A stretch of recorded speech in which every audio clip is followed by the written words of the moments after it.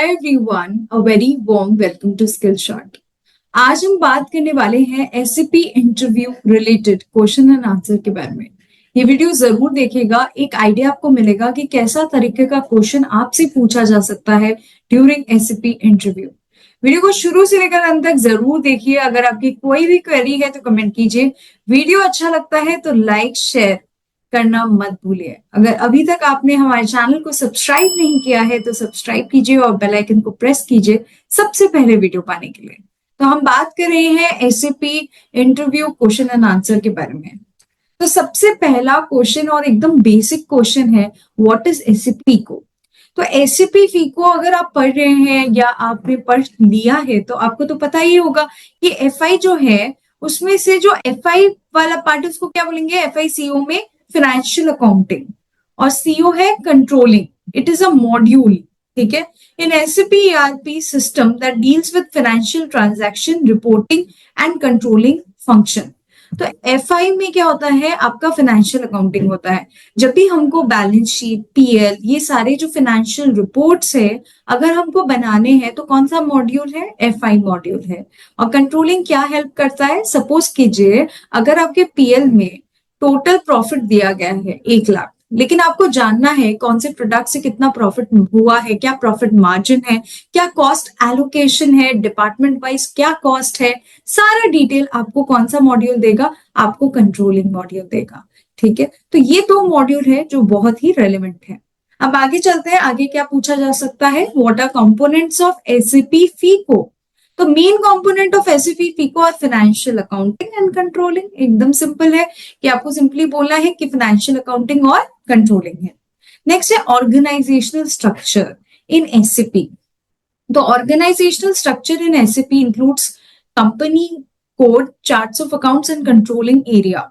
Company code represent an independent accounting entity. A charts of account define the framework for recording financial transaction, and controlling area is responsible for management accounting activities.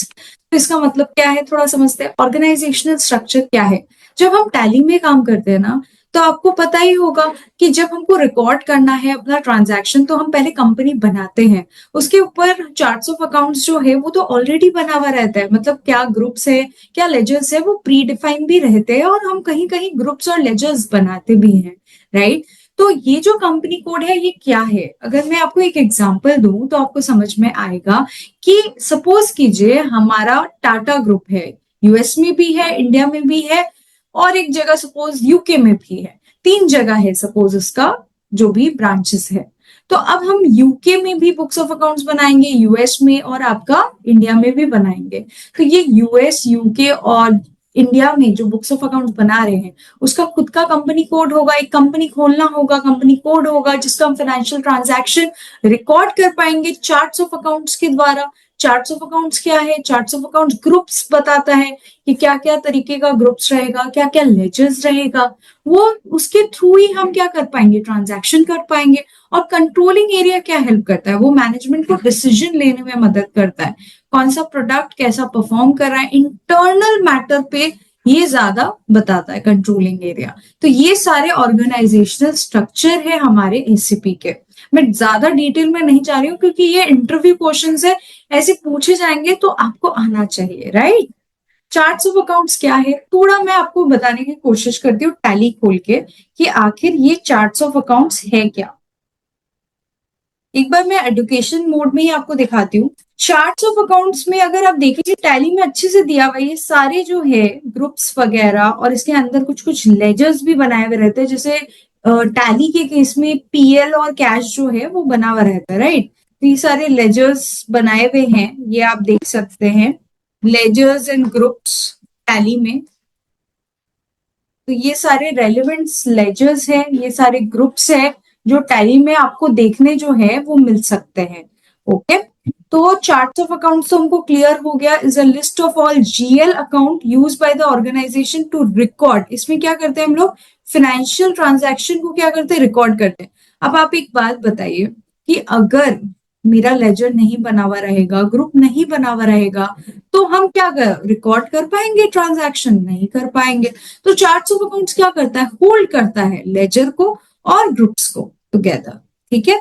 चलिए आगे चलते हैं। आगे क्या question है, किस तरह का क्वेश्चन पूछा जा सकता है? Differentiate between F I and CO in SAP Fico. F I CO, तो एफ आई क्या है? फाइनेंशियल अकाउंटिंग, जिससे हम लोग बैलेंस शीट पीएल वगैरह बनाते हैं। और सीओ क्या है? कंट्रोलिंग है, जो इंटरनल रिपोर्टिंग में जो है उसका फोकस रहता है। इंटरनल रिपोर्टिंग मतलब प्रोडक्ट एनालिसिस में जो है वो फोकस करते हैं, दैट इज सीओ। और एफ आई क्या है? फाइनेंशियल अकाउंटिंग है, जो एक्सटर्नल रिपोर्टिंग और आपका पीएल बनाना, बैलेंस शीट बनाना, इस पे फोकस जो है एफ आई करता है। और सीओ किस पे फोकस करता है? इंटरनल रिपोर्टिंग, मैनेजिंग कॉस्ट और रेवेन्यू, रेवेन्यू को मैनेज करने में, कॉस्ट को मैनेज करने में इसका मदद रहता है, राइट। तो मैंने एक एग्जांपल आपको लिया था कि अगर पीएल में अगर आप देखोगे तो ओवरऑल प्रॉफिट दिखाएगा, लेकिन हमको अगर प्रोडक्ट वाइज प्रॉफिट देखना है या कॉस्ट देखना है तो हमको क्या करना पड़ेगा? हमको सीईओ का हेल्प लेना पड़ेगा। अब क्वेश्चन नेक्स्ट क्या आ सकता है? जीएल का पर्पस क्या होता है एससीपी फिको में? तो जीएल क्या करता है? जीएल बहुत इंपॉर्टेंट रोल अदा करता है, क्योंकि जीएल से ही हम क्या बनाते हैं? बैलेंस शीट, पीएल, ये सारी चीजें बनाते हैं। जितने भी ट्रांजैक्शन है वो जीएल में आके ग्रुप हो जाते हैं, जितने भी हो रहे हैं। और उसके बाद क्या होता है? हम उनको बैलेंस शीट पीएल जो है उसके थ्रू बनाते हैं। तो complete record of all financial activity और एक्सटर्नल रिपोर्टिंग पर्पस के लिए ये काम आता है, क्योंकि बैलेंस शीट पीएल किसको जाता है? एक्सटर्नल पर्पस के लिए शेयर होल्डर्स को जा सकता है, या कोई इनकम टैक्स अथॉरिटी या कोई जीएसटी अथॉरिटी, किसी को भी जा सकता है, राइट। तो जीएल हेल्प करता है हमको सारे ट्रांजैक्शन को एक तरह से समेटने में। एक तरह से मेरे को बताता है कि हर चीज का बैलेंस कितना है। तो जितना भी बैलेंस फ्लो होता है वो जीएल में होता है। नेक्स्ट क्या है? Accounts payable. अगर आप एफआई की बात करें तो एफआई का एक मॉड्यूल है, सब module, that is accounts payable. Accounts payable के थ्रू हम क्या करते हैं? वेंडर को पेमेंट करते हैं। पेमेंट का जो भी ट्रांजैक्शन होता है वो क्या होता है? आउटगोइंग पेमेंट, जो भी पेमेंट हो रहा है वेंडर्स को, वो कौन से मॉड्यूल में करना पड़ता है? उसका अकाउंट्स पेबल जो है वो मॉड्यूल्स में हमको करना पड़ता है। It include functionality such as vendor master data management, invoice processing, payment processing. तो पैसा पेमेंट करना, इनवॉइस प्रोसेस करना, ये सारी चीजें हम लोग क्या करते हैं? वेंडर के थ्रू, जो भी वेंडर का पेमेंट हो रहा है वो कौन से मॉड्यूल के थ्रू होगा? अकाउंट्स पेबल मॉड्यूल, जो क्रेडिटर को पेमेंट हो रहा है।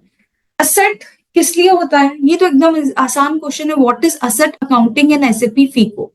Asset accounting is responsible for managing organisational fix asset. अब देखिए, फिक्स असेट को मैनेज करने के लिए भी एसएपी में एक मॉड्यूल है, that is asset accounting. It involves recording obviously depreciation, tracking fix asset throughout their life cycle. अगर आपको डेप्रीसिएशन रिकॉर्ड करना है, परचेज रिकॉर्ड करना है, सेल रिकॉर्ड करना है, तो एक मॉड्यूल है फिक्स असेट का, that is asset accounting. How does asset accounting differ from GL accounting? Asset accounting focus on only asset, that is fixed asset, including acquisition, depreciation and retirement. GL accounting on the other hand deals with recording financial transaction, including those related to asset, liability, income and expense. तो GL accounting अलग है। asset space basically किस पर focus कर रहा है?